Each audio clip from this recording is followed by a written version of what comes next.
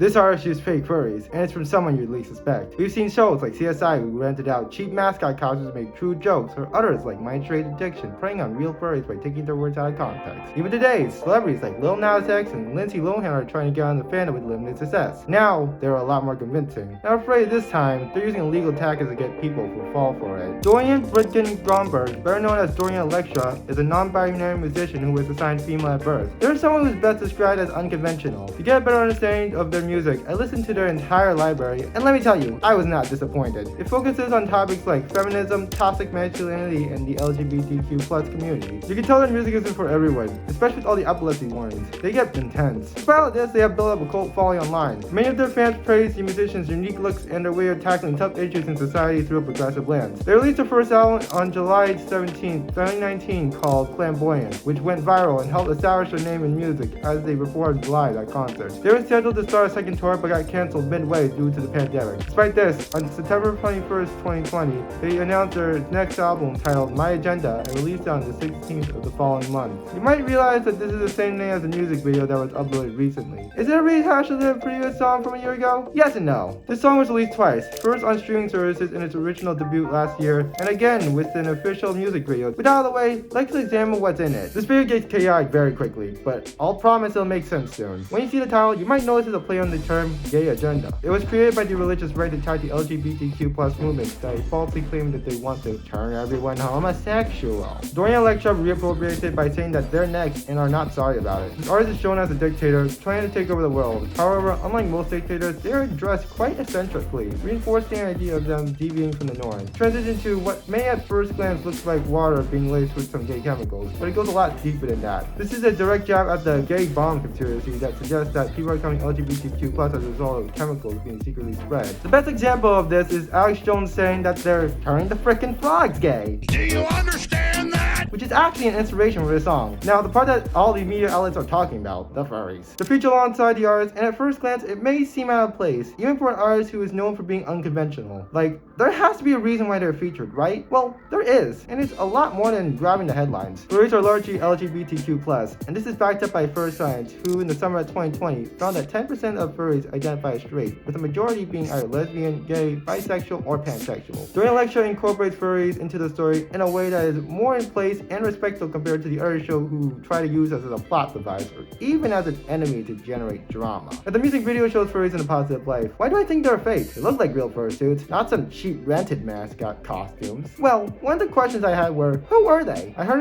anyone on Twitter announce that they were working with the artist beforehand, or even mention them. I wanted to know who was behind the mask, and what I found next honestly shocked me. To find out who they really were, I looked into their many social media accounts and found a lot of red flags. There are a couple of major offenses that I found, and the first one I want to address is stolen artwork. On October 12th, they went onto Twitter for National Coming Out Day featuring furry art, but never properly crediting the artist. You can see this as the name isn't colored blue, but instead white. It could be argued that it was a mistake, but the artist that they claim to have made this doesn't exist. Reverse image search found no other images, further complicating the matter as artists typically post their completed works online. Maybe they hired an artist in private, but I'm not sure if there are any furries who are willing to make art for a celebrity where they don't get credit after. Nearly 2 weeks later, they posted a meme supporting gay marriage among Catholic furries. However, it was found to be stolen art originally posted by Dustmeat on DeviantArt titled Altar Stunks. Even though most don't credit memes, furries credit everything from fursuits, photos, and even art memes. Keep in mind that they claim to be part of this fandom, but these actions suggest that they don't actually know what that means. I'm sure there are furries who are religious, but they're far less than you think. According to Furry Science, nearly 1/3 of furries identified as either atheist or agnostic. About 25 of furries are Christian. The rest was made up with less popular religions, 1/3 of being other, which comprised of participants who had their own belief systems, were undecided, refused to answer, or had uncommon belief systems. This is in stark contrast with the general population, with Pew Research stating that 63 of US adults identify as Christians and 28% are unreligious. Now, I'm not saying that religion LGBTQ+ acceptance is a problem. It absolutely is. However, suggesting that religion plays a big part in the fandom isn't true. The religions that people practice are more diverse, and for those who are religious, it doesn't play as a big role as you think. Furry Science notes that many Christians indicated they did not regularly practice their faith or attend church. This suggests that they're only in to build that audience, which has worked to a degree. It's both ironic and hypocritical that Dorian Electra, an artist who got famous from understanding sensitive issues and other people crediting them, is not doing the research nor doing the favor back. From there, it goes from bad to straight up propaganda. On October 26th, they posted to Instagram where they first featured furries on the set of their music video, and specifically linking to the furry studios featured. Looking at their accounts though,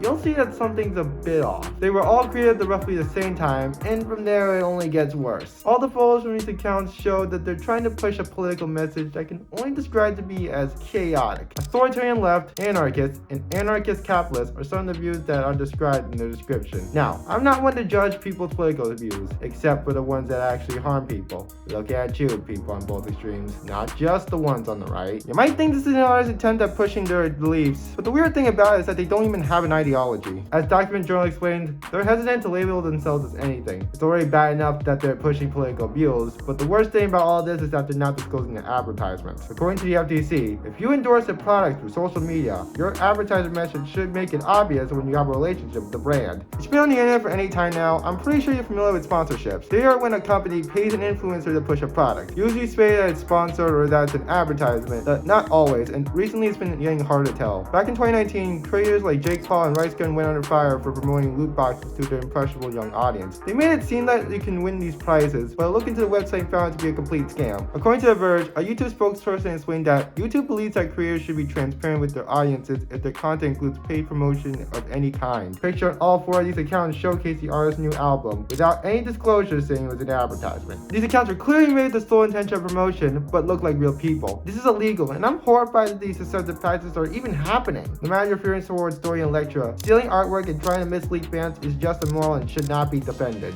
I can understand if they couldn't get real furries on the set. I'm not sure why they wouldn't be able to do so, since I'm pretty sure there are some fursuits who would love the opportunity to be with their favorite artists. However, what I can't comprehend are the accounts that were created in an attempt to illegally promote the song. Dorian Electra has always been someone who's against the status quo and authority. However, recent events have shown that they're starting to become the authority, which is pretty ironic considering that my agenda is all about challenging tyrannical dictators. When revolutions happen that result in oppressive governments being overthrown, they're often taken charge by new leaders that are just as bad, if not worse. From what I can see, we're being used for far more than just taking down the haters. Despite all this, furries are starting to catch on to these practices, and I hope that with this video, we'll be better able to understand the complicated nature of traditional media, continuing to try and fail appropriate furries for their own benefit. You might notice me talking about Lindsay Lohan's furry NFT that broke the internet. Check out the video where I explain why it's more than just a piece of art.